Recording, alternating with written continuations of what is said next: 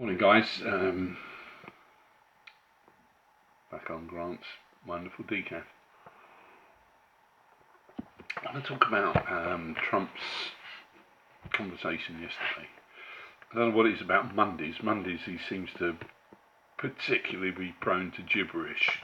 Remember Ali G with the USA hat last week, and the conversations yesterday, tangential guff going all over the place, contradicting everything, contradicting himself. Just completely off the wall sort of stuff. If you compare the performance of Boris to Trump, it's amazingly different.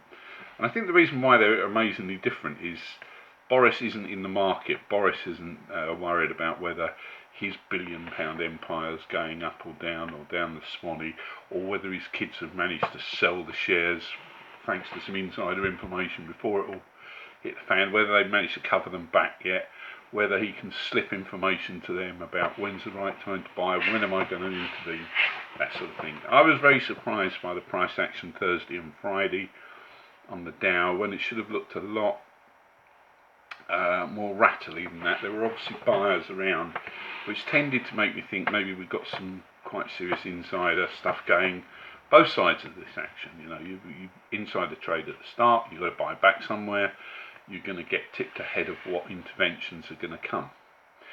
Now, yesterday the Fed tried to underwrite everything, which is just a ridiculous concept. But the interesting thing about Trump is it's very hard to tell when he's lying, because the old gag was, when do you know when Donald Trump's lying? His lips are moving. Isn't much help to you here, because you need to know what the hell is he up to and what is his thinking. And I think his thinking is that so 1% of the population die, they're old people, they die.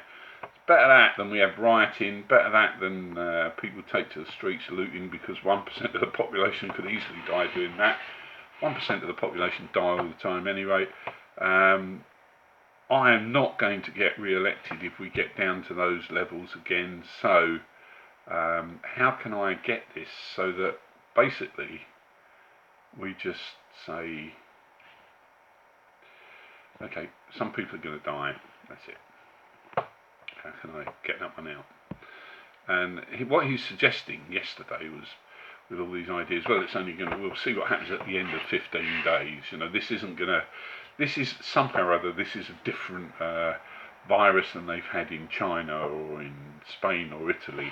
We Americans are much greater people, we're more immune to this sort of thing. We'll show them how it's done, we'll go out there and beat coronavirus just by being Americans. And he wants to kind of, I think he's thinking to himself, he wants to play into that.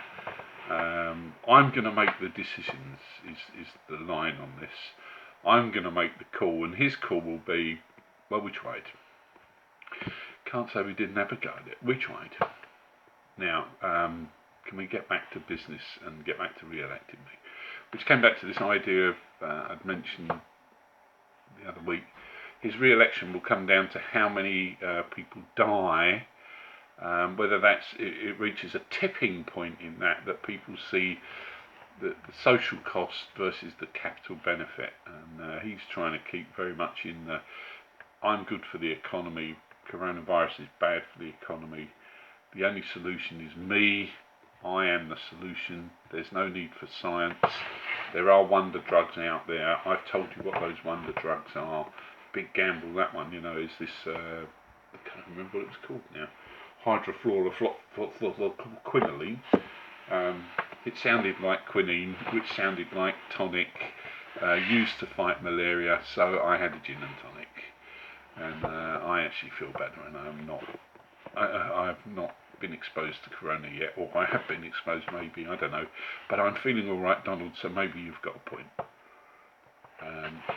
So he's playing out the idea, well, there's this wonder drug out there, and if the wonder drug doesn't come up, Trump's, I will save you.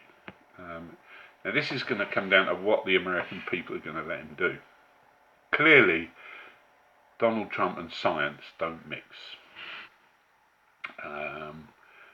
the little guy. Remember the little bloke who leans over the podium while Donald's like over his shoulder like this? Fauci the doctor. You saw the spat last week. I said, normally speaking, I think it was Thursday, that one guy would be out. He would have been sacked on the spot for that. Actually having to bring some scientific common sense into a public discussion where the president's making up stuff all over the place. No Fauci. Is Fauci outie? Be intrigued to see if you see him again. I've got a feeling you're not going to. I saw a little bit of social distancing yesterday, but nowhere near enough if the solution is scientific, distancing and shutdowns. What's happening is we've got everyone at the moment is the two schools of thought. There's the world, armed with the science, Chinese stuff, albeit the difficulty with the Chinese stuff is they lie. They didn't tell the truth. They don't let out genuine information. They are an organised system that cannot be trusted when it comes to actual pure physical truth. What are the numbers?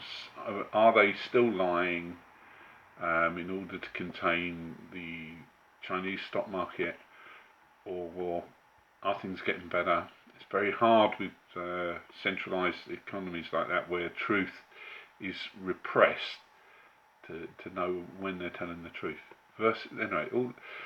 So then Europe, loads of the world following that scientific model, saying, okay, we're not going to change that the virus is out there. We're just going to change the spread of it.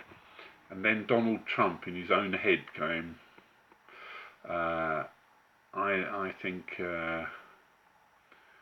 these people are going to die anyway, and I won't get re-elected if I get this round my neck. So I might as well just go out there and say I'm going to fight it wherever it comes, and perhaps introduce some policies that are non-containing, and just say, well, fuck it, if they're old people, what the hell, maybe it's just nature's way of trimming them down. A lot of these old people live for far too long anyway. And in an odd sense, there's an argument that you say, well, yeah, maybe, there is that argument. The only thing against that is just if we were to have that as a sensible kind of argument, maybe we've got too many old people. Maybe we don't actually need to live to 102 or whatever it is the average life expectancy is going to be. I can think of more humane ways of getting rid of the population than having them choked to death, unable to breathe because they've caught a virus. And so he is going to find himself in the States between those two forces.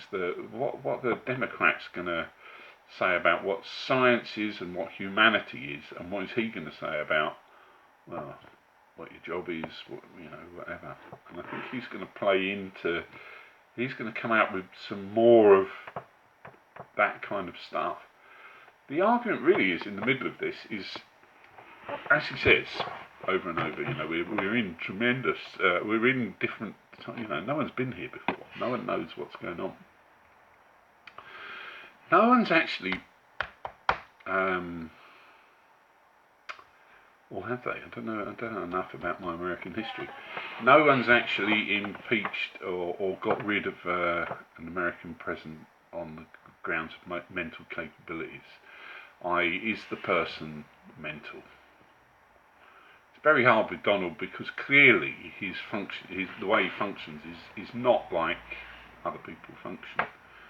Most people, the reason why he thinks everything's alternate truths and whatever is because in his mind that is what's going on. He is the alternate truth. He is hearing that voice that says I am this, I am that, and anyone who stands in the way of it, or any form of reason that isn't battering or rattling around in his head, just isn't. There's no global warming. There's the wall. Where is he going to go with it? I think he's going to try and suggest, well, we tried our best, and that's it. And he'll be watching to see how the market's reacting to that kind of slippage and leakage. And how is the market going to react? don't think, the market being the market, I don't think it's going to react that badly. I think the market would go, yeah, all right, okay. So, unfortunately, people have to die. We'll do what we can, but that's it. We're not going to fuck the economy. That puts him at odds with everyone else. And the real thing is that what it really puts him at odds with is the notion that the stats today are correct, i.e. that it won't spread absolutely everywhere, and that the illness, the death rate is in an acceptable bound. The theory is they'll be telling everyone the death rate's about 1%, but when you watch the early Italian stuff, that was coming up 4, 5, 6, 7. All hard to tell because you haven't got a control group. No one's actually thought of putting an entire country through an experiment like this, just so that you've got something you can measure against. So we're out in uncharted waters. I don't think the market, though, being as sick as it is, will be that averse to the idea of just let them die. Does that mean it's time to buy? I don't know. The old Edward Lefern adages, don't be short of what you didn't alter. We'll just have to see. We'll have to watch and see. Any form of rallies that come into it, he will be playing into it that I'm not going to let this affect the economy. I'm not going to take steps that overrun the economy. The argument then is what everyone else does, because what do the people who say, well, actually this is not the best solution, what do? Usually, in times of war and whatever, and times of conflict, what happens is everyone just deck chairs. To deck chair is a verb, means to fold under pressure. Usually they don't offer the opposition you would expect. I'm going to leave that there because these are getting a bit long otherwise. Have fun. Off down the beach. There's no one else down there, guys. I'm not going like mingling or with big people. Down there. Do a little bit of Tai Chi with me. Bye. It's not all bad.